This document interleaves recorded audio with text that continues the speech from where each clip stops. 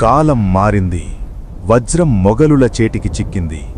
మొఘల్ చక్రవర్తి షాజహాన్ దీనిని ప్రపంచంలోనే అత్యంత ఖరీదైన మయూర సింహాసనంలో అమర్చాడు. లక్షల కోట్ల విలువైన ఆ సింహాసనం మధ్యలో కోహినూర్ మెరుస్తుంటే మొఘల్ అధికారం శాశ్వతమనుకున్నారు. కాని ఆ వజ్రం తన శాపాన్ని అమలు చేయడం మొదలుపెట్టింది. షాజహాన్ సొంత కొడుకు ఔరంగజేబు అతనిపై తిరుగుబాటు చేశాడు. తన తండ్రిని ఆగ్రా కోటలో బంధించి అన్నదమ్ములను దారుణంగా చంపేశాడు. ఒకప్పుడు ప్రపంచాన్ని శాసించిన షాజహాన్ చివరి రోజుల్లో ఒక చిన్న కిటికీ గుండా తాజ్ మహల్ వైపు చూస్తూ బందీగా మరణించాల్సి వచ్చింది. ఆ వజ్రం అప్పటికే మొఘల్ వంశం యొక్క ఐక్యతను ముక్కలు చేసింది. ఔరంగజేబు తర్వాత వచ్చిన మొఘల్ రాజులు బలహీనులుగా మారిపోయారు.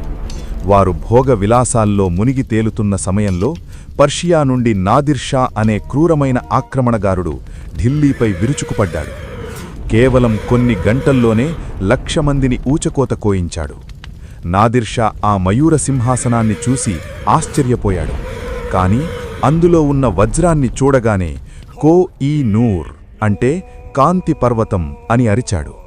అలా ఈ వజ్రానికి ఆ పేరు స్థిరపడిపోయింది.